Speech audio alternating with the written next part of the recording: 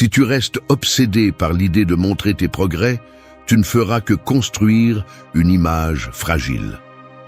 La discipline silencieuse ne se remarque pas, mais elle se ressent dans tes résultats.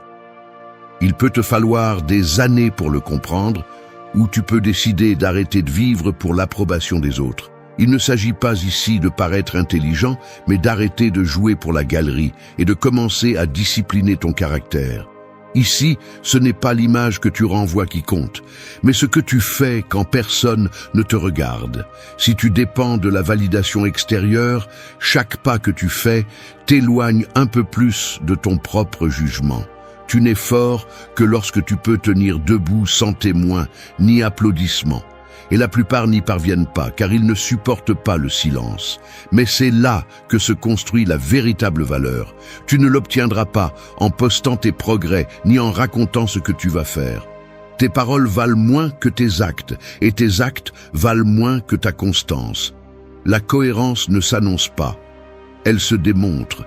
Si tu cherches l'admiration, tu deviens esclave de l'opinion des autres. Quand tu agis pour toi et que tu tiens ta parole, c'est là que la différence commence. Tu n'as pas besoin de preuves publiques que tu es en train d'évoluer. Tu as besoin d'une discipline privée qui ne demande ni permission ni explication. Reste jusqu'à la fin si tu veux apprendre à discipliner ton esprit et ton corps, à reconstruire ta parole, à créer une valeur authentique et à tenir dans l'ombre, car cette dernière est la plus difficile à accepter. Avant de continuer, abonne-toi et active. Leçon 1. Cesse de rapporter chaque progrès. Éviter la validation constante t'apporte un respect authentique. Ton problème n'est pas le manque de progrès, c'est le besoin constant de le montrer. L'erreur consiste à traiter chaque petite avancée comme si elle nécessitait des témoins, en attendant une réaction extérieure qui n'est jamais suffisante. Tu ne grandis pas si chaque pas doit être vu.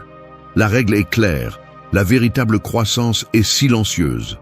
Celui qui cherche l'approbation à chaque mouvement perd le contrôle de son processus intérieur. Quand tu rends public chaque réussite, tu transfères ton pouvoir, tu deviens dépendant de la reconnaissance et non de l'avancement. Le respect ne se gagne pas par le nombre de notifications, mais par la discipline que tu maintiens lorsque personne ne regarde. Si tu franchis la limite et t'habitues à tout rapporter, ton caractère s'affaiblit. L'autocontrôle se perd et les gens le remarquent. Ils ne te voient pas fort, ils te voient en demande.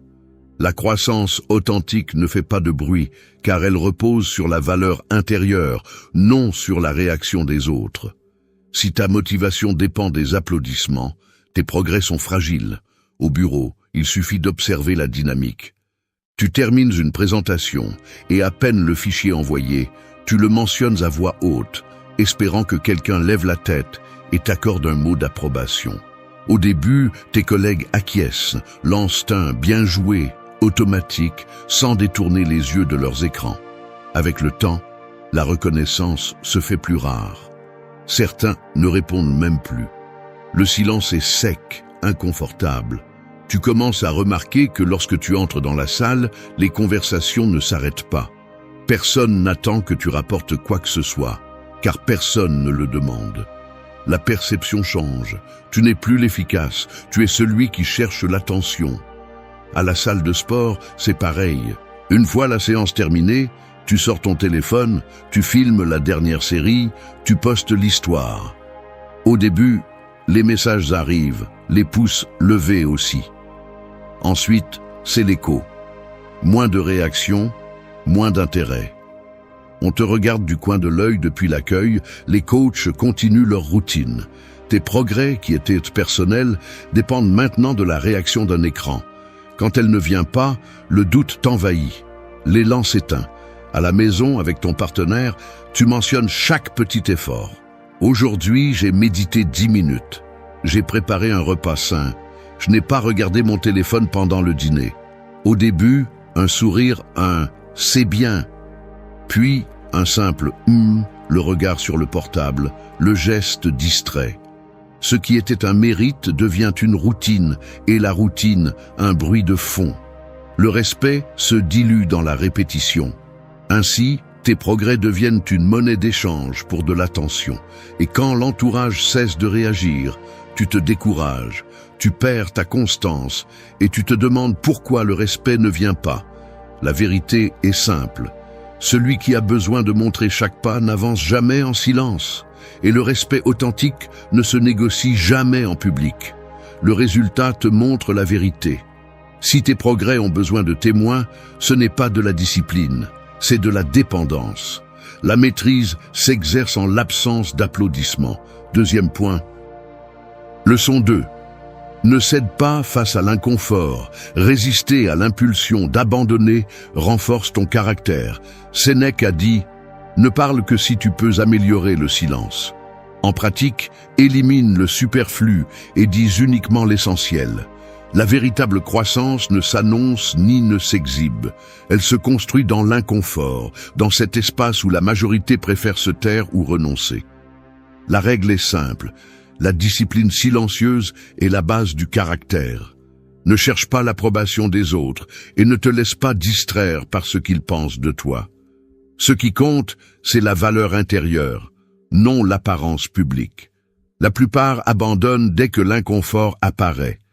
Ils renoncent quand personne ne les voit, lorsque l'effort cesse d'être reconnu ou applaudi.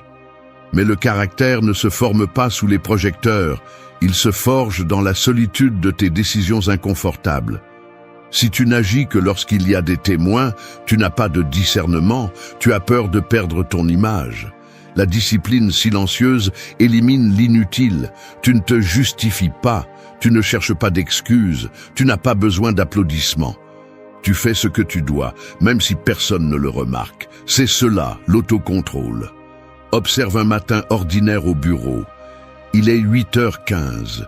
Le couloir est presque vide. On entend le bourdonnement des lumières. Tu t'assois et ouvres le tableur. Le chef ne commande plus tes progrès. Les courriels restent sans réponse. La salle de réunion demeure fermée. Personne ne regarde ton écran. Personne ne demande tes résultats. Là, dans l'anonymat, la tentation de relâcher l'effort est constante. Laisser une formule sans vérifier, repousser le rapport, laisser refroidir le café en surfant sans but. Mais tu choisis de rester. Tu vérifies les détails, corriges les erreurs, termines la tâche.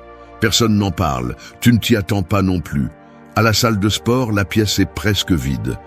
L'écho des haltères qui tombent, la sueur dans les paumes, le miroir embué. Pas de regard curieux ni de camarades pour encourager. C'est à toi de faire la dernière série. Le muscle brûle, l'esprit cherche des excuses. Tu pourrais partir et personne ne le saurait. Mais tu te places sous la barre, inspire et termine la série. À la fin, tu n'entends que ta respiration. L'employé nettoie le sol sans te regarder. Tu quittes les lieux. Il n'y a pas de félicitations, seulement la satisfaction âpre d'avoir accompli. À la maison, la relation s'éteint dans la routine. L'autre rentre fatigué, se sert le dîner en silence, les couverts résonnent contre l'assiette.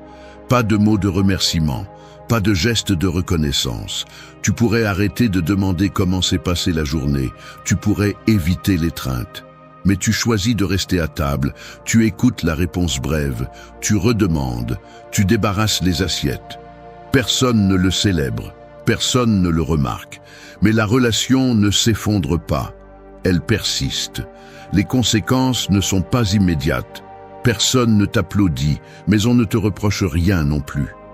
L'entourage commence à percevoir une constance qui n'a pas besoin d'être proclamée. La confiance, lentement, s'installe. Les erreurs diminuent, les résultats s'accumulent. La perception change. Tu n'es plus celui qui cherche la reconnaissance. Tu es simplement celui qui fait. Ce n'est pas le destin, c'est ton comportement répété. Ce n'est que le début. Maîtrise, agir sans témoin. Leçon 3. Tiens tes promesses, même si personne ne regarde. Honorer ta parole fait de toi une personne digne de confiance. Ne cherche pas d'excuses. Fais ce que tu as dit que tu ferais, même si personne ne regarde et que personne ne va te le reconnaître. Agis avec la même exigence lorsqu'il n'y a pas de témoin. Le critère se démontre en privé. La règle est claire, ta parole est un contrat, pas une décoration. Ce que tu promets, tu l'accomplis. Peu importe les applaudissements, les likes ou les témoins. La véritable valeur ne se mesure pas à la réaction des autres, mais à la cohérence que tu maintiens dans le silence. Si tu n'accomplis que lorsque tu es observé, tu es esclave de l'approbation et otage de l'image. Ainsi, il n'y aura jamais de maîtrise intérieure. La discipline silencieuse organise ta vie de l'intérieur, pas à partir du bruit extérieur. Chaque fois que tu cèdes à la facilité de laisser quelque chose à moitié fait parce que personne ne va s'en rendre compte, tu renforces le désordre et perds le contrôle. Le respect que tu recherches commence avec toi, et seulement avec toi. Réfléchis-y. Tu as promis de rendre un rapport à temps au travail, mais comme ton chef ne t'a rien demandé, tu repousses jusqu'à ce qu'on te le réclame. Tu dis que tu vas t'entraîner 3 fois par semaine, mais si personne ne te pose de questions, tu arrêtes d'y aller. Tu as convenu avec ton partenaire de résoudre un problème, mais puisqu'il n'en parle pas, tu l'ignores. Ce schéma n'est pas un hasard. C'est un manque de critères, un manque d'ordre, un manque de respect pour ta propre valeur. Si ta parole n'a de valeur qu'en situation de pression, tu n'auras jamais la véritable confiance de personne, pas même la tienne. Il y a plus. Observe ce qui se passe lorsque tu manques à tes engagements en silence. Le mail promis que tu n'as jamais envoyé, cet appel que tu avais dit que tu ferais et que tu as oublié, le projet personnel que tu as repoussé jusqu'à ce qu'il devienne invisible. Personne ne te fait de reproches, mais la dette s'accumule. Tu commences à le remarquer dans les détails. Tu te regardes dans le miroir et évites de soutenir ton propre regard. Le dimanche soir, le poids des tâches non accomplies t'accompagne au lit. Lors d'une réunion, quand quelqu'un demande qui peut s'occuper d'un sujet, personne ne te regarde. Les opportunités cessent d'apparaître. Tu deviens invisible aussi pour les autres. Le respect ne se perd pas dans les cris, mais dans les longs silences et les promesses rompues que personne ne mentionne. Le jour où tu décides de tenir parole, même si personne ne t'observe, la dynamique change. Tu termines ce rapport même si personne ne l'a demandé, et en l'envoyant en avance, le silence se brise. Ton chef lève les yeux, fait une pause, acquiesce sans un mot. Il n'y a pas d'applaudissements, mais pour le projet suivant, on vient te voir en premier. À la maison, tu règles cette tâche sans que ton partenaire ait besoin de te le rappeler. Elle t'observe du coin de l'œil, ne dit rien, mais la tension baisse. L'ambiance s'ordonne, ta démarche change. La confiance s'installe dans les gestes quotidiens, dans la façon dont tu t'assois, dans le ton avec lequel tu réponds au téléphone.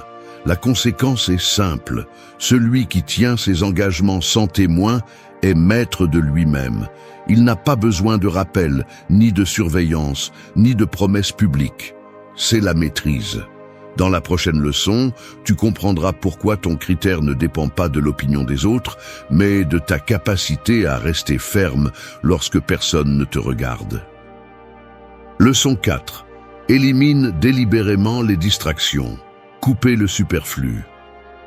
Multiplie ta concentration quotidienne. Épictète a dit: ce ne sont pas les choses qui nous troublent, mais les opinions que nous avons à leur sujet.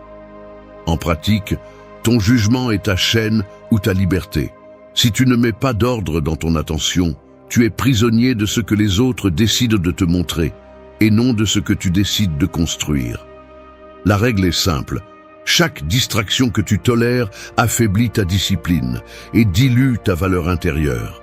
La véritable croissance ne se mesure pas aux applaudissements ni aux réactions, mais au contrôle que tu exerces sur ce que tu laisses entrer dans ta journée. Tant que tu continues à laisser ouvertes les portes au superflu, notifications, messages inutiles, comparaisons constantes, ton énergie se disperse et ton discernement devient opaque. L'approbation extérieure est un mirage. Chaque fois que tu cherches une validation dans ce qui est visible, tu perds de la solidité dans l'invisible. Le respect de soi s'érode à chaque interruption que tu permets parce que tu n'as pas eu le courage d'établir des limites. Ce n'est pas le monde qui te distrait, c'est toi qui refuses de prendre le contrôle. Pense-y au travail. Tu as une tâche clé. mais tu vérifies WhatsApp toutes les 5 minutes. Tu réponds à des messages sans importance et tu passes d'un onglet à l'autre.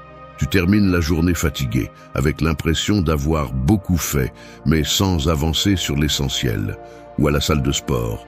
Tu y vas, mais chaque pause est remplie par les réseaux sociaux, à regarder la vie des autres au lieu de renforcer la tienne. Même dans ta relation, au lieu d'écouter vraiment, ton attention est partagée entre l'écran et la personne. Le résultat est le même, présence superficielle, progrès nul. Transporte cela à un après-midi ordinaire. Tu ouvres ton ordinateur portable pour finir un rapport en retard. La notification vibre, l'écran clignote. Quelqu'un t'identifie sur une photo, un autre groupe envoie des mèmes, la boîte mail se remplit de sujets urgents. Aucun ne te concerne. Tu regardes l'horloge. 2 heures se sont écoulées. Le rapport n'a pas bougé. Le bureau est couvert de tasses vides et de papiers non lus. Le téléphone reste à portée de main, jamais en mode silencieux. Tu lèves les yeux et tu vois ton reflet dans la fenêtre. Regard fatigué, mâchoire tendue. La sensation de vide est palpable. Dehors, la lumière change, mais tu restes bloqué sur le même paragraphe. À la maison, la scène se répète. Le dîner refroidit pendant que tu réponds à des messages dont tu ne te souviens plus après. La télévision fait du bruit en fond, mais tu ignores ce qui se dit. Quelqu'un te demande comment s'est passée ta journée et tu te contentes de hausser les épaules. Personne n'insiste. Le silence s'installe. À table, les gestes sont automatiques, les dialogues courts. La déconnexion se lit dans les détails. Regard absent, réponse monotone, absence de vraies questions. Le lendemain, la perception change. Les autres remarquent ton absence, même si tu es là. Les supérieurs doutent de ta fiabilité. Tes collègues cessent de t'inclure dans les décisions importantes. À la maison, la distance s'agrandit. Les conversations deviennent une formalité. Les plans se font sans te consulter. Le respect se perd dans l'invisible et quand tu essaies de le regagner, tu découvres que tu n'as plus de crédit. Ce n'est pas le destin. C'est ta conduite répétée. Et il y a plus. Maîtrise la porte de ton attention. Leçon 5. Décide de ta voix sans chercher l'approbation. Prendre des décisions seul renforce ton énergie intérieure. Tu es en réunion et avant de donner ton avis, tu jettes un coup d'œil pour guetter la réaction des autres. Tu envoies un message important et tu attends la double coche bleue, inquiet de la réponse. Ou tu hésites avant de prendre une décision simple, craignant ce que les autres penseront si tu te trompes. C'est ainsi que tu dilues ta force, en consultant chaque pas, en attendant une permission qui ne viendra jamais. Le principe est simple, la véritable croissance exige une discipline silencieuse et une concentration absolue sur ta valeur intérieure, non sur l'opinion d'autrui. Quand tu remets ta direction à l'approbation extérieure, tu deviens dépendant et prévisible. Le respect ne se construit pas en demandant la permission. Il se gagne en prenant des décisions et en les assumant, même si personne n'applaudit. La discipline silencieuse, c'est agir sans exposer ton processus à l'opinion publique. Si tu cherches l'approbation avant d'agir, ton discernement s'affaiblit. La valeur intérieure se forge dans la solitude, au moment où tu décides sans témoin, sans besoin de reconnaissance. Chaque fois que tu doutes et consultes avant d'agir, tu abandonnes ton pouvoir de décision. Et lorsque ta conduite dépend des applaudissements, tu ne développes jamais une véritable autonomie. Exemple du quotidien. Tu es sur le point de changer de travail. Au lieu d'analyser tes propres raisons et de prendre la décision, tu appelles 3 amis, tu demandes l'avis de ton partenaire, tu consultes des forums. Au final, ton choix est la moyenne de ce que les autres pensent, pas le reflet de ton caractère. Ou à la salle de sport. Tu t'arrêtes au milieu de la série parce que tu remarques que personne ne te regarde. Et tu as l'impression que ton effort ne compte que s'il est visible. Ainsi, tu prends l'habitude de mesurer ta progression selon la réaction des autres et non selon tes propres critères. Même dans les petites choses, tu envoies un message et si tu ne reçois pas de réponse immédiate, tu t'inquiètes, tu doutes de toi. Cette habitude te rend faible, anxieux, toujours à la merci de la validation extérieure. Et le vrai progrès n'arrive jamais, parce que tu n'agis jamais par conviction, seulement par réaction. Autre scène, tu sors dîner avec un groupe et, devant le menu, tu attends que tout le monde commande avant de te décider, observant leur plat pour ne pas détonner. Lorsque le serveur arrive, ta voix est à peine audible, tu hésites une seconde de trop. Quelqu'un te demande pourquoi tu as choisi cela et tu te justifies alors que personne ne l'a demandé. La conversation continue, mais ton insécurité flotte dans l'air, invisible mais perceptible. Tes gestes te trahissent. Tu jettes des regards en coin, tu acquiesces trop, tu souris excessivement en quête d'acceptation. À la fin de la soirée, tu repars avec la sensation de ne pas avoir été présent, d'avoir agi uniquement pour t'intégrer. Les conséquences s'accumulent. Au bureau, tes collègues commencent à percevoir ton indécision. Ils ne te sollicitent pas lorsqu'il faut résoudre une urgence. Cela se voit dans les silences gênants avant que tu ne parles, dans les regards échangés en attendant que quelqu'un d'autre prenne l'initiative. Ta valeur perçue diminue. L'opportunité n'attend pas celui qui doute. Ce n'est pas le destin, c'est ta conduite répétée. Cette erreur paraît petite. La suivante ne l'est pas. Maîtrise. Le silence est une position. Leçon 6. Fixez des limites claires à ceux qui absorbent votre temps. Protéger votre espace vous permet de grandir solidement. Il y a une chose que tu dois accepter. Si tu ne poses pas de limites claires, d'autres décideront à quoi tu consacres ton temps et ton énergie. Ce n'est pas un hasard si tu te sens vidé ou si tu n'avances pas. C'est la conséquence directe d'avoir laissé ton espace disponible à n'importe qui. Le principe est simple, ta véritable croissance dépend de la protection de ton temps contre ceux qui l'absorbent sans rien apporter. Si tu ne sais pas dire non, ta discipline s'effondre avant même d'avoir commencé. Il ne s'agit pas d'être dur sans raison ni de devenir inaccessible. Il s'agit de reconnaître l'auto-illusion. Tu crois que rester toujours disponible te rend plus précieux, mais cela ne fait que te rendre plus manipulable. Les personnes qui ne respectent pas ton temps apprennent vite qu'elles peuvent t'interrompre, te demander des services, te distraire avec leurs urgences.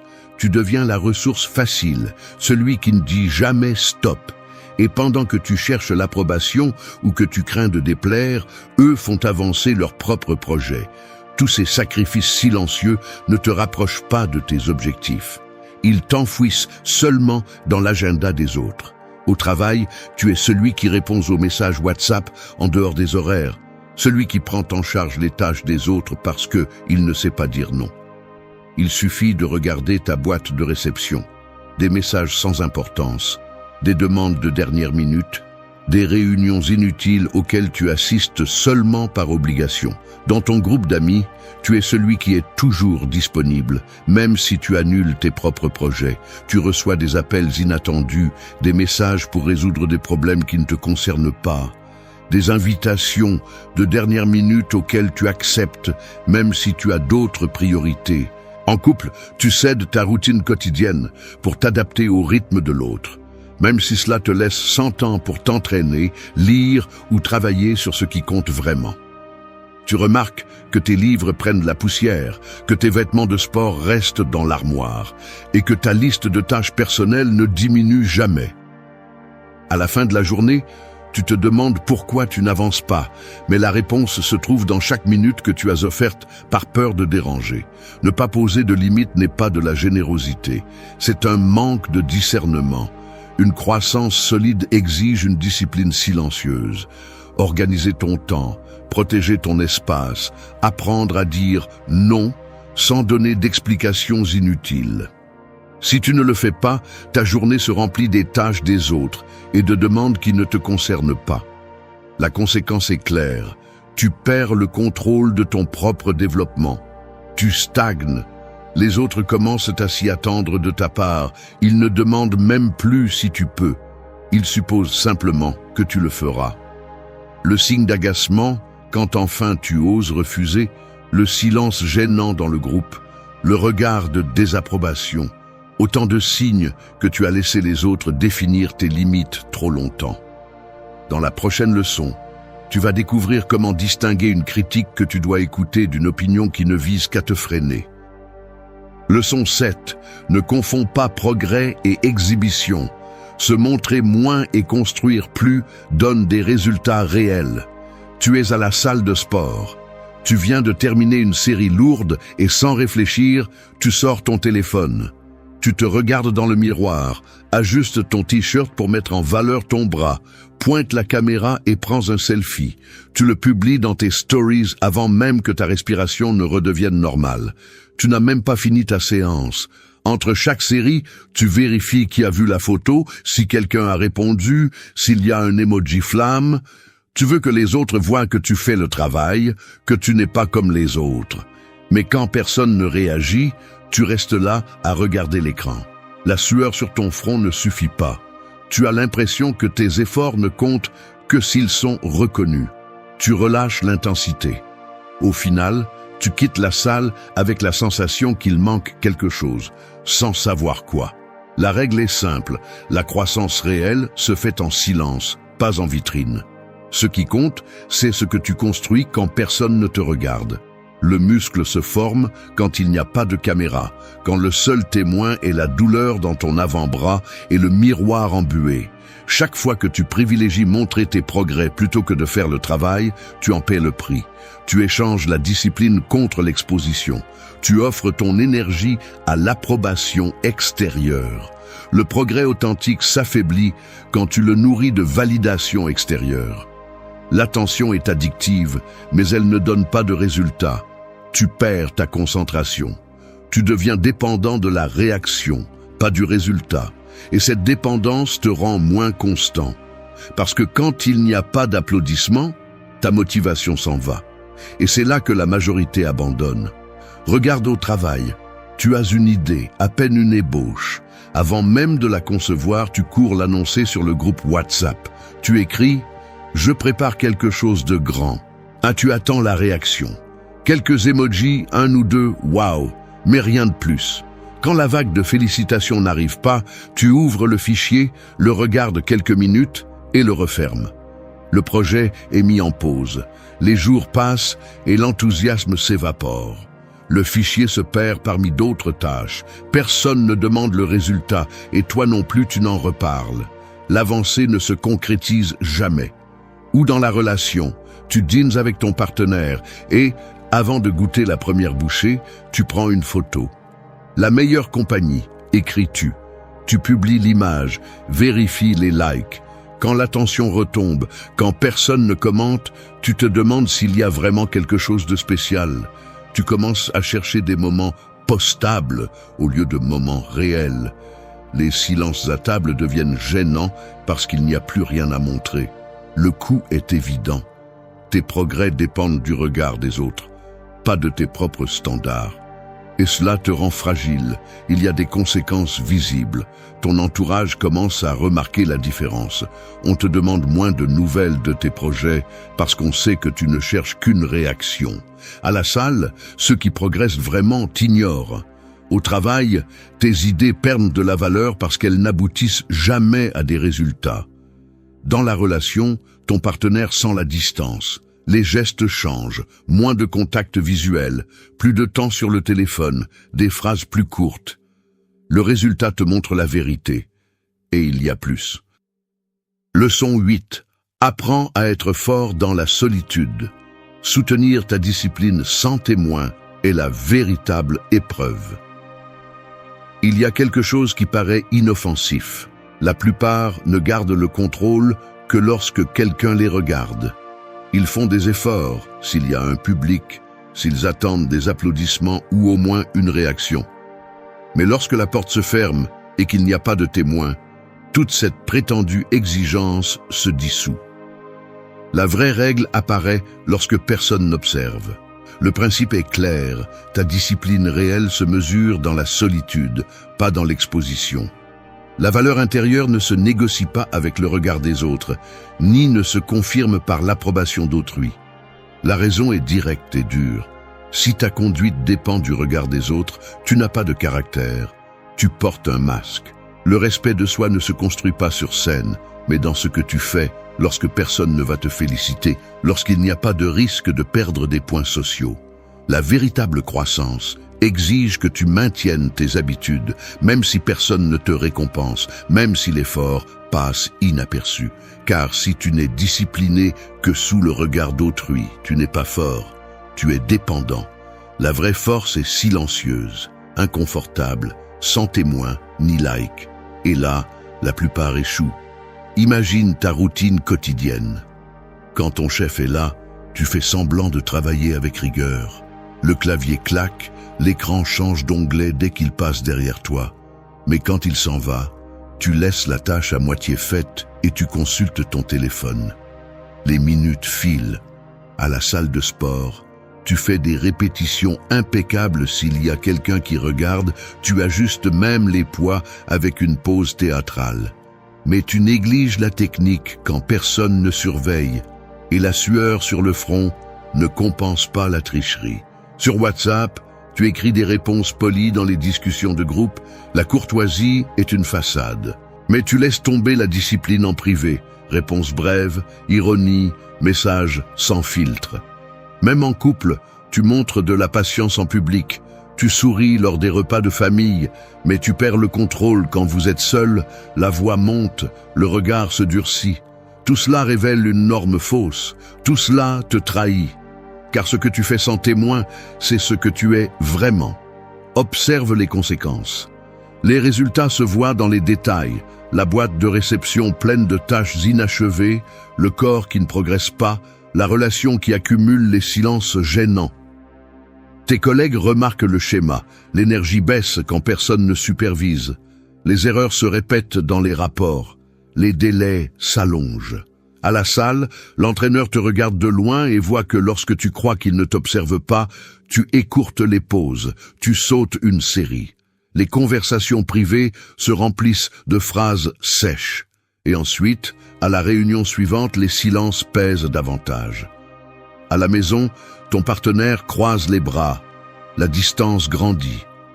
Personne ne le dit à voix haute, mais tout le monde le remarque. La perception change. Tu n'es plus fiable, tu n'es correct que lorsqu'on te l'exige. Dans la solitude, il n'y a pas de récompense. Il ne reste que la réalité. Ce que tu fais quand personne ne l'exige, c'est ce qui fait la différence. Si tu ne maintiens ta discipline que lorsqu'il y a une récompense immédiate, tu n'as pas de caractère, tu es dépendant. Ce que tu tolères en silence devient ta véritable limite. Le respect de soi ne s'obtient pas par des gestes publics, mais parce que tu défends quand personne ne l'exige. Tu peux continuer à chercher des témoins ou commencer à être ton propre juge. La différence se voit dans ton miroir. Maîtrise. La discipline invisible est la seule qui compte. La véritable croissance ne fait pas de bruit. Elle ne dépend pas du regard des autres, ni des applaudissements. C'est la discipline dans l'invisible, la force dans l'inconfort, des limites claires et des chemins choisis sans témoin. Il ne s'agit pas de montrer, mais de soutenir. Si tu cherches le progrès, ne le confonds pas avec l'exposition. Si tu veux avancer, ne le négocie pas avec le monde. Ce qui compte, c'est ce que tu fais quand personne ne regarde, ce que tu coupes à la racine même si ça fait mal, ce que tu maintiens malgré le silence. L'approbation extérieure est volatile, la valeur intérieure demeure. Il n'y a pas de raccourcis ici, seulement du travail silencieux, des décisions fermes et la volonté de supporter la solitude quand c'est nécessaire. L'essentiel est au centre de l'attention, pas le visible. Le reste n'est que distraction. Dis-moi en commentaire quelle leçon t'a le plus marqué. Si cela t'a aidé, abonne-toi. Maintenant tu le sais. À l'aube d'un nouveau chapitre de votre vie, vous êtes confronté à une décision cruciale, suivre le chemin connu ou vous aventurer dans la transformation. C'est l'endroit idéal pour les âmes courageuses, prêtes à remettre en question, à défier et à changer. Bienvenue dans un voyage qui promet non seulement de vous améliorer, mais aussi de vous redéfinir, guidé par les anciens principes du stoïcisme, adaptés à notre époque pour déclencher une révolution personnelle en un mois. La proposition est simple mais profonde, intégrer des habitudes qui, même si elles semblent ordinaires, ont le pouvoir de remodeler votre être. Ces habitudes, fondées sur la sagesse stoïcienne, sont plus que des actions répétitives, ce sont des rituels quotidiens qui vous connectent à une force intérieure oubliée et vous préparent à affronter la vie avec une nouvelle perspective. Chaque habitude a été soigneusement sélectionnée pour vous emmener sur un chemin de croissance et de découverte de soi. De la méditation du matin, qui vous centre et vous prépare pour la journée, à la réflexion du soir, qui vous permet d'évaluer et d'apprendre de chaque expérience, ces habitudes deviennent les piliers sur lesquels vous construirez une vie pleine de sens et épanouissante. Il ne s'agit pas simplement d'un appel à l'action, est une invitation à rejoindre une communauté qui valorise l'amélioration continue, le courage d'affronter l'adversité et la sagesse de vivre une vie équilibrée. Ici, vous trouverez du soutien, de l'inspiration et, surtout, un sentiment d'appartenance dans ce voyage vers le développement personnel. En adoptant ces habitudes, vous ne changerez pas seulement votre vie en un mois, vous sèmerez les graines d'une existence en constante évolution et épanouissement. C'est le début d'un voyage vers l'authenticité, où chaque étape vous rapproche de la personne que vous êtes censé être. Je vous invite à franchir cette étape avec moi, à défier les limites que vous vous imposez et à explorer les profondeurs de votre être.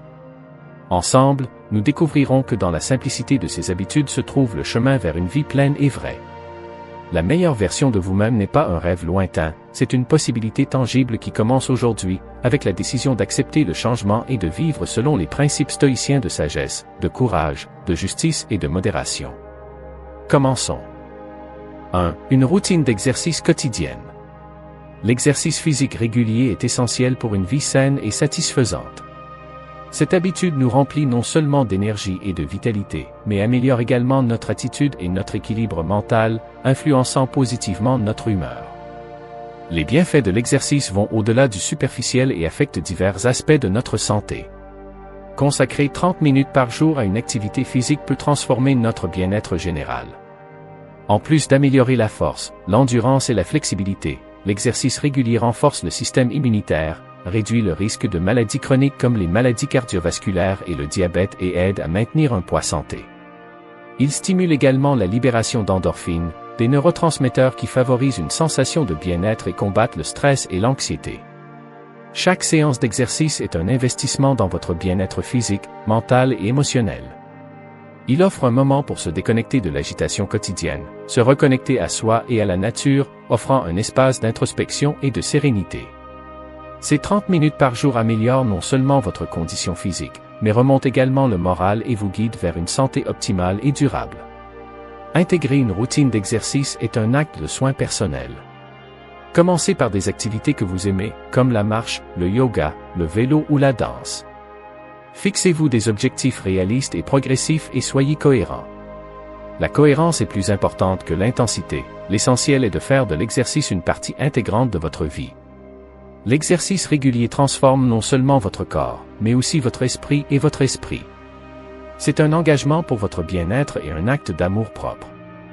En consacrant 30 minutes par jour à votre santé, vous poserez les bases d'une vie pleine, dynamique et satisfaisante.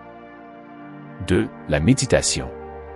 La méditation, une pratique ancienne, est transformatrice et améliore notre qualité de vie. En méditant, nous trouvons la paix au milieu du chaos quotidien et commençons un voyage vers la découverte de soi et la guérison intérieure. Cette pratique nous éloigne des distractions extérieures et nous introduit dans un espace de calme, nous offrant des outils pour affronter la vie quotidienne avec équilibre. L'une des principales vertus de la méditation est sa capacité à réduire le stress. En le pratiquant, nous nous déconnectons des pressions de l'environnement et trouvons un refuge serein en nous-mêmes. Cette déconnexion nous aide à gérer les exigences quotidiennes de manière plus harmonieuse, faisant de la méditation une ressource essentielle à notre bien-être mental et physique. De plus, la méditation améliore notre concentration. Grâce à la pleine conscience, nous apprenons à concentrer notre esprit sur le présent, à éliminer le chaos mental et à nous concentrer sur nos tâches. Cela augmente non seulement notre productivité, mais nous procure également un profond sentiment de satisfaction et de réussite. La méditation nous apprend à vivre dans le présent, améliorant considérablement notre efficacité et notre plaisir au quotidien. Créer une habitude de méditation nécessite de l'intention et du dévouement, mais les avantages le justifient. Commencer par des séances courtes et régulières peut être un bon début, permettant à la pratique de se développer naturellement au fil du temps. La clé est la cohérence, permettant à la méditation de devenir une partie intégrante de notre routine quotidienne. La méditation n'est pas seulement un acte de relaxation, c'est un investissement dans notre santé mentale, émotionnelle et physique. Cela nous offre un moyen de surmonter le stress, d'améliorer notre concentration et de nous apporter paix et satisfaction. En nous engageant dans une méditation quotidienne, nous cultivons la tranquillité et améliorons notre qualité de vie de manière holistique. Troisièmement, l'habitude de lire. La lecture quotidienne est un voyage enrichissant qui élargit nos horizons intellectuels et améliore nos capacités de communication. En nous plongeant dans des livres, des articles ou des histoires, nous accédons à un univers plein de sagesse et de perspectives diverses, nourrissant notre esprit de nouvelles connaissances et expériences.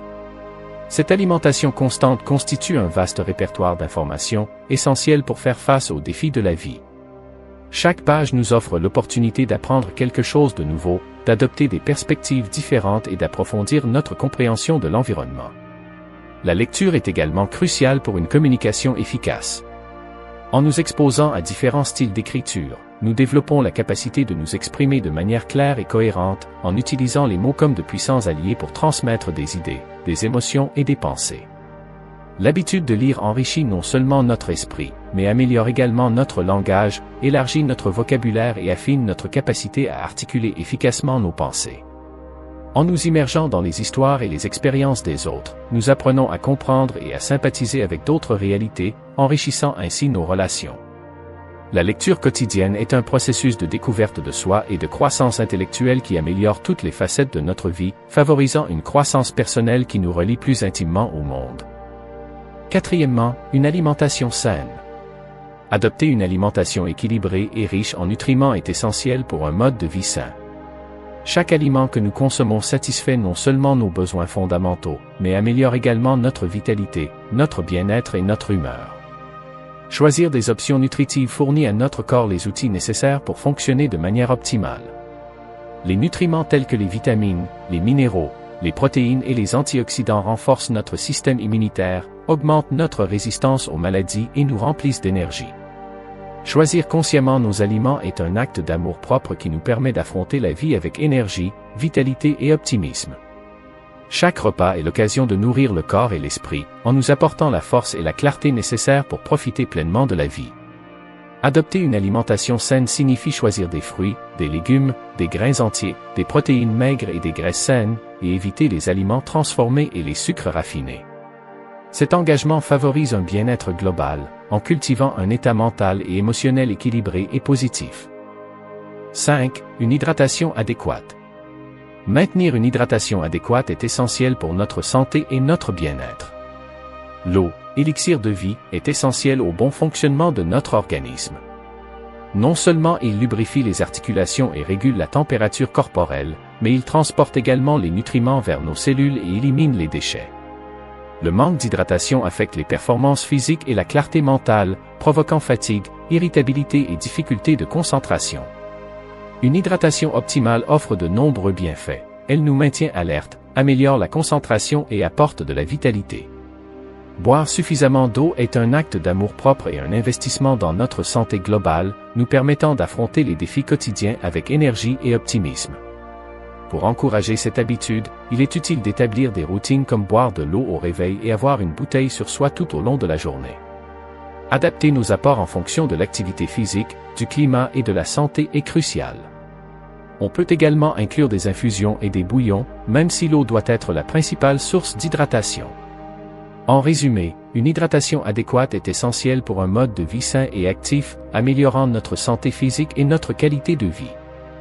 6. Éliminer les habitudes nocives.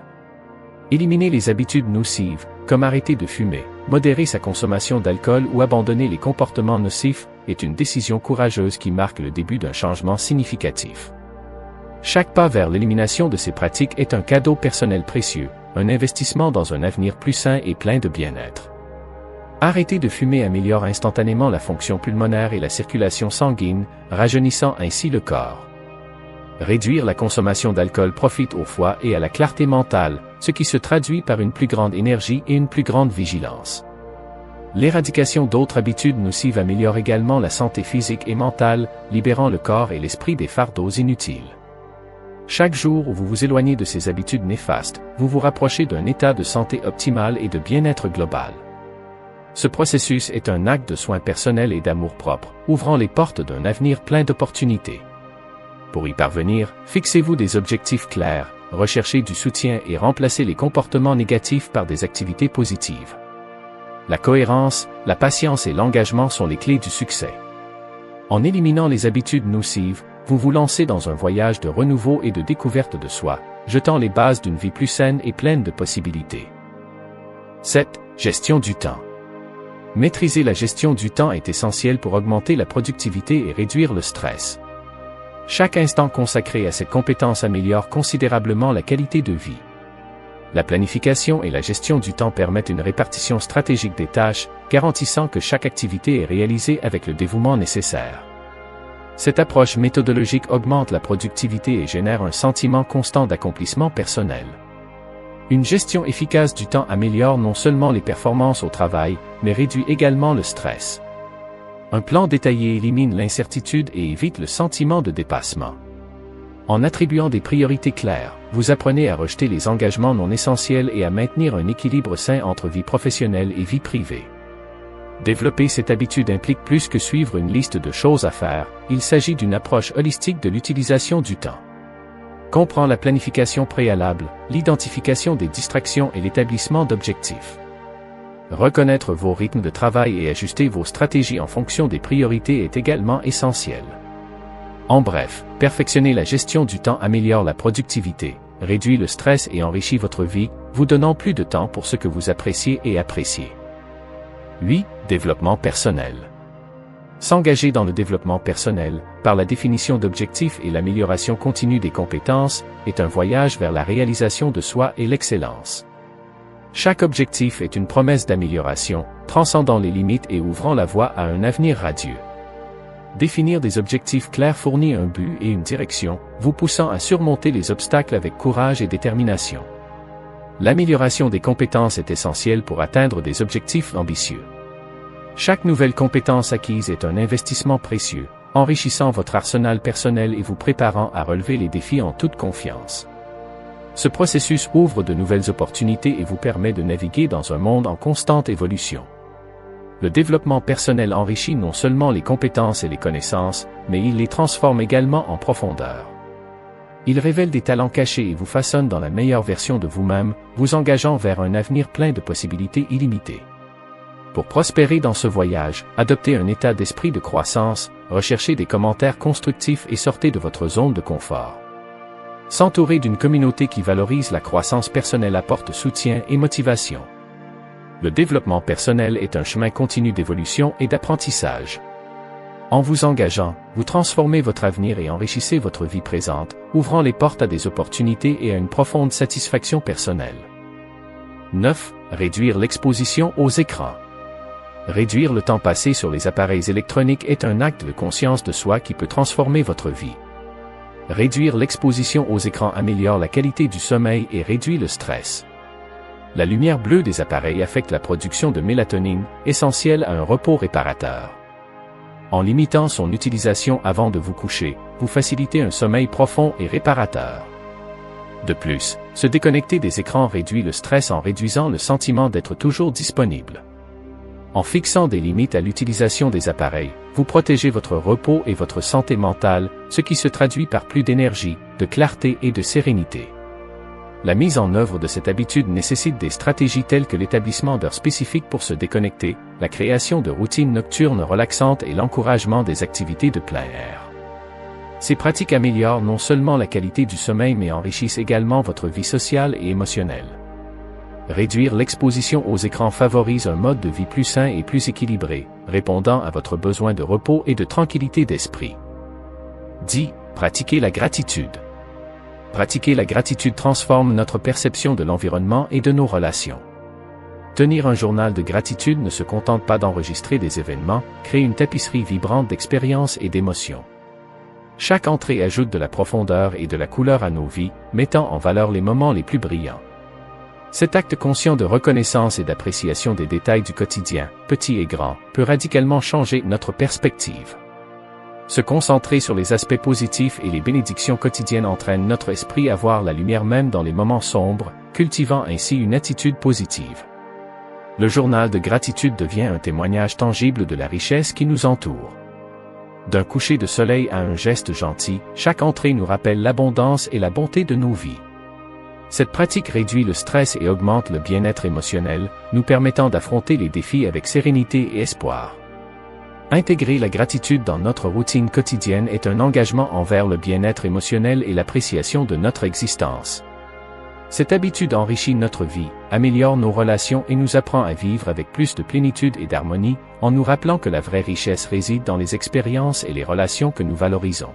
La capacité de lire les gens n'est pas seulement un outil utile dans les négociations ou sur le lieu de travail, mais aussi dans la vie de tous les jours.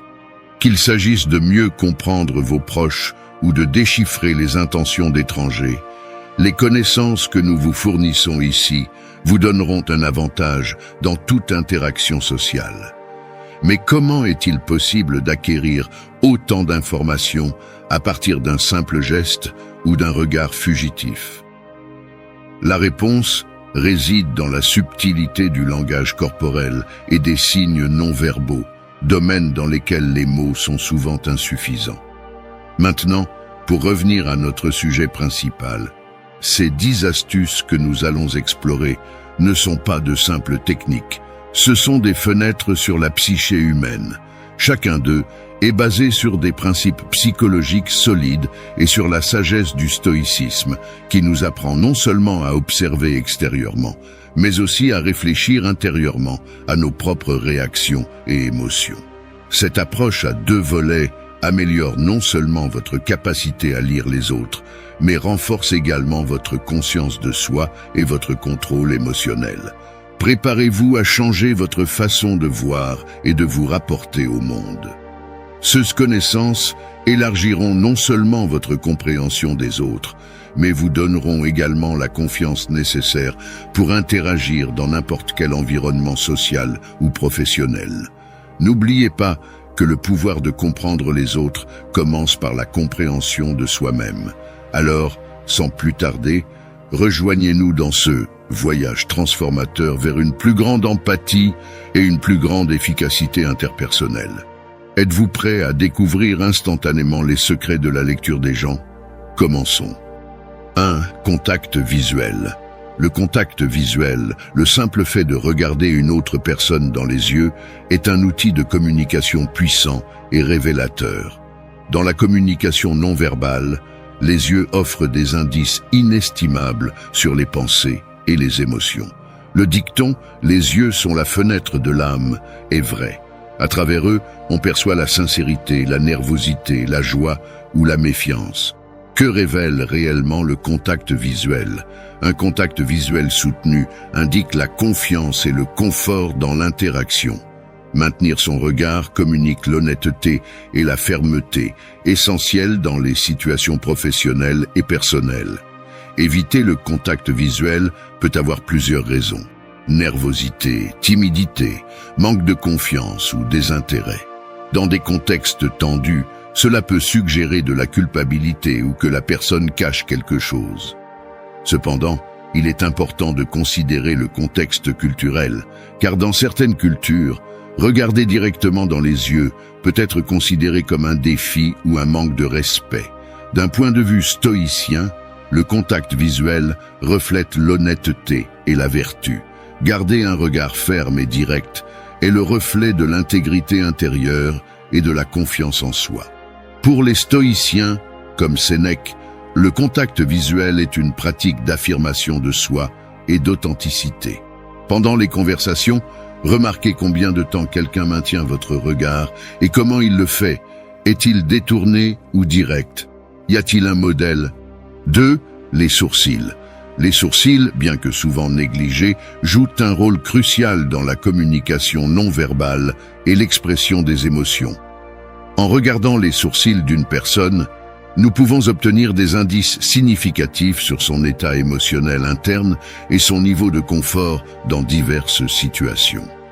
Les sourcils ont la capacité de transformer complètement l'expression du visage. influençant la façon dont nous percevons les émotions des autres, de la surprise à l'inquiétude et à la peur. Dans le cadre d'une conversation, le mouvement des sourcils peut être particulièrement révélateur. Par exemple, lorsque quelqu'un hausse soudainement les sourcils, cela peut indiquer une surprise.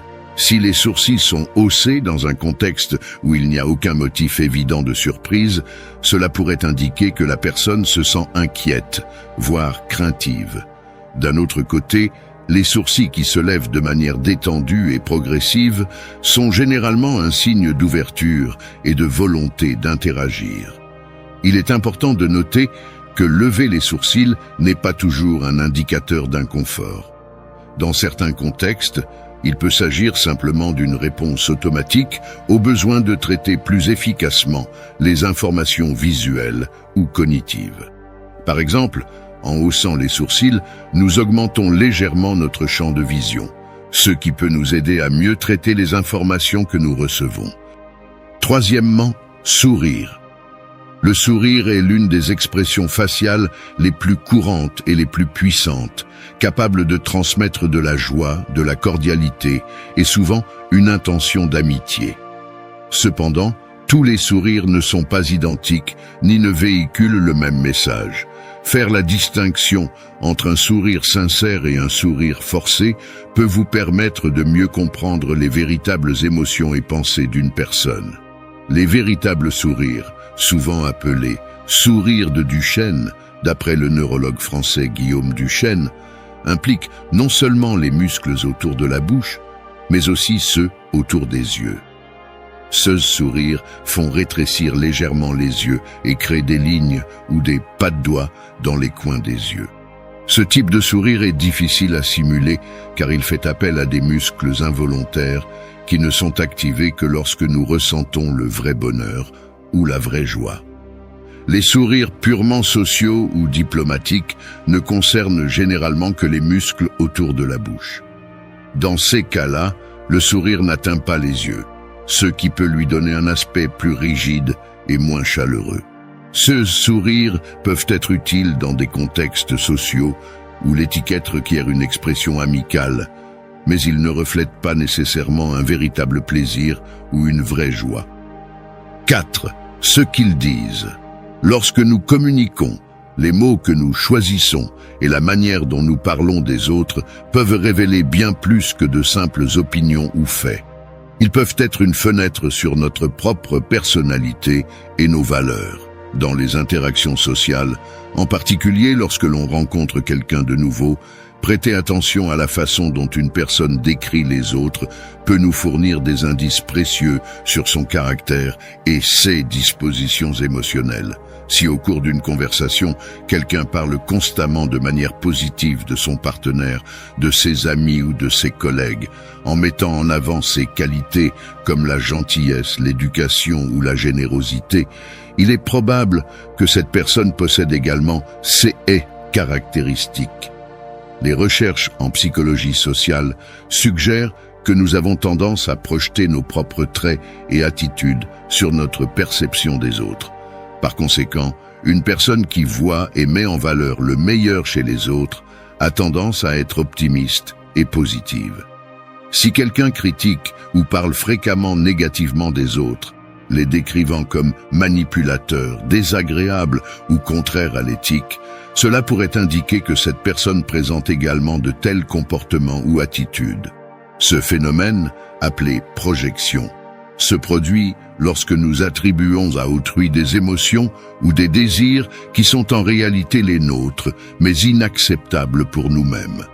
De plus, ces types de descriptions négatives peuvent être le reflet de conflits internes plus profonds, tels qu'une faible estime de soi, une dépression ou même des troubles de la personnalité. 5. La direction du rire. La direction du rire dans une interaction de groupe ou même dans un dialogue en tête-à-tête est une indication étonnamment puissante des liens émotionnels et sociaux entre les personnes. Ce phénomène, bien qu'il puisse paraître trivial à première vue, révèle avec qui nous nous sentons le plus à l'aise, avec qui nous sommes le plus connectés, ou qui nous considérons comme faisant partie intégrante de notre expérience à ce moment-là. Observer qui nous regardons lorsque nous rions peut offrir une fenêtre unique sur nos préférences sociales et nos allégeances. Lorsque nous rions, surtout dans des situations de groupe, nous avons tendance à nous tourner vers une personne en particulier. Cela se produit généralement inconsciemment et reflète un lien émotionnel. Par exemple, lors d'une réunion sociale, si quelqu'un raconte une anecdote amusante, les participants sont susceptibles de se tourner automatiquement vers la personne avec laquelle ils se sentent le plus à l'aise ou de considérer leur allié le plus proche dans le groupe. Cet acte de regarder vers quelqu'un en riant devient un acte de partage du rire, intensifiant le lien émotionnel et renforçant la relation. Ce comportement peut également avoir des implications plus profondes pour la compréhension des dynamiques de pouvoir et d'affinité au sein d'un groupe. Si nous observons qu'une personne cherche constamment l'approbation d'une autre par son rire, cela pourrait indiquer une hiérarchie de respect ou d'admiration. 6. Paralangage. Le paralangage, essentiel dans la communication non verbale, comprend le ton, l'intonation, le rythme et les pauses dans le discours. Au-delà des mots, la façon dont ils sont prononcés révèle des significations et des sentiments profonds. Cette forme de communication offre des indices cruciaux sur les véritables émotions et intentions au-delà du discours explicite. Le ton de la voix indique l'état émotionnel. Un ton monotone suggère un désintérêt, tandis qu'un ton animé indique un enthousiasme. L'intonation peut changer le sens d'une phrase, comme « fantastique » dit sarcastiquement. Le volume de la parole, des murmures aux cris, souligne les points et exprime les émotions, de l'intimité à la colère. Les pauses sont également significatives. Une pause dramatique crée du suspense, tandis que des pauses fréquentes indiquent de la nervosité. Dans le stoïcisme, le paralangage résonne avec retenue et contrôle émotionnel. Les stoïciens appréciaient la sérénité et la stabilité qui se reflétaient dans la communication. Contrôler le ton et l'intonation lorsque l'on parle démontre la maîtrise de soi, le respect et la considération. Parler calmement permet de maintenir un dialogue rationnel et respectueux, même dans des circonstances difficiles. 7. Regard de côté. La direction du regard est un aspect crucial de la communication non verbale, révélant des informations sur l'intérêt et le confort d'une personne lors d'une conversation. Bien que souvent sous-estimés, le langage corporel et la direction du regard peuvent exprimer bien plus que de simples mots. Maintenir un contact visuel indique généralement un intérêt et un engagement. Un contact visuel direct suggère que la personne est concentrée et réceptive. Cependant, un contact visuel prolongé peut être perçu comme intimidant ou conflictuel selon le contexte culturel et la situation. Le regard latéral, lorsqu'une personne regarde fréquemment d'un côté, peut indiquer une distraction, un inconfort ou un désintérêt. Ce comportement est révélateur dans les situations où un engagement actif est attendu, comme lors de réunions importantes ou de discussions personnelles. Le regard latéral peut également signaler que la personne cherche un moyen de sortir de la conversation ou évalue ses pensées avant de répondre. L'interprétation du regard latéral nécessite l'observation et la prise en compte du contexte. Par exemple, lors d'une réunion, si un collègue regarde la porte ou l'horloge, cela peut indiquer qu'il souhaite mettre fin à la réunion. Dans un contexte social, si quelqu'un regarde fréquemment autour de la pièce, il se peut qu'il recherche d'autres interactions ou qu'il se sente mal à l'aise avec la conversation. 8. Hochement de tête fréquent. Les hochements de tête fréquents dans une conversation, bien que généralement interprétés comme un signe d'accord ou de compréhension, peuvent avoir de multiples connotations qui vont au-delà de la simple approbation. Ce geste, qui implique souvent un mouvement de tête de haut en bas, peut avoir une signification variable selon la fréquence, l'intensité et le contexte dans lequel il se produit. Un signe de tête peut être le signe que la personne écoute et traite activement les informations communiquées. Dans un environnement de dialogue sain, Un signe de tête mesuré est une réponse positive qui facilite le flux de communication et renforce les liens interpersonnels. Des hochements de tête excessifs peuvent indiquer différents aspects psychologiques ou émotionnels. Par exemple, si quelqu'un hoche la tête trop fréquemment et vigoureusement, il peut essayer de montrer son accord ou sa compréhension de manière trop catégorique, ce qui peut parfois être un signe d'anxiété d'approbation. Ce comportement pourrait suggérer que la personne s'inquiète de la façon dont ses réponses sont perçues ou qu'elle essaie avec véhémence de démontrer son accord ou sa compréhension, même si elle n'est pas complètement sûre de sa propre réponse ou de sa compréhension. 9. Menton et mâchoire. Les gestes du menton et de la mâchoire offrent des indices sur les états émotionnels et cognitifs d'une personne. L'observation de ces gestes peut améliorer nos capacités de communication, nous permettant de réagir plus efficacement. Lorsqu'une personne se frotte le menton ou se caresse la mâchoire, elle est généralement dans un processus de réflexion ou d'évaluation profonde. Ce geste, souvent accompagné d'un regard vagabond, indique que la personne pèse les options ou réfléchit attentivement à un problème. C'est courant dans les moments de décision et peut signaler que la personne a besoin de temps pour réfléchir avant de répondre. Une mâchoire serrée est un signe de stress ou de tension.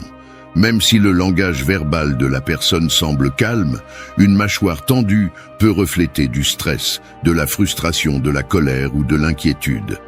La raideur suggère un inconfort ou une anxiété.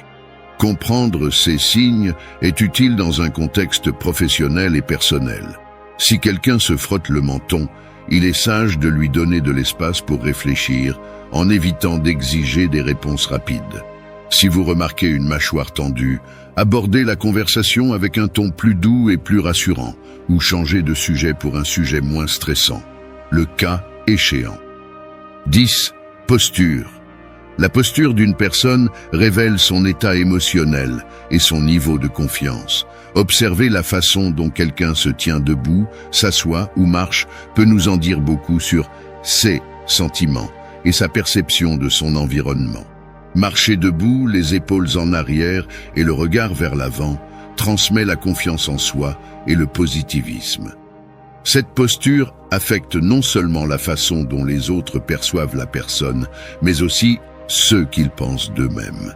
Un alignement corporel ouvert et droit reflète un état d'esprit positif et alerte, renforçant les sentiments de bien-être et de sécurité. En revanche, une posture voûtée, avec le regard vers le sol, peut suggérer un manque de confiance ou un faible état émotionnel. Cette posture peut être un signe de timidité, de repli sur soi, de tristesse ou d'insécurité, même si des facteurs tels que le confort physique et la fatigue jouent également un rôle. D'un point de vue stoïcien, la posture reflète notre attitude face à la vie et notre capacité à relever les défis avec sérénité. Les stoïciens considéraient la force et la confiance en soi comme des vertus essentielles. Cultiver une posture qui reflète ces qualités renforce notre résilience émotionnelle et mentale. Des pratiques telles que le yoga ou l'entraînement postural améliorent le bien-être physique et augmentent l'estime de soi.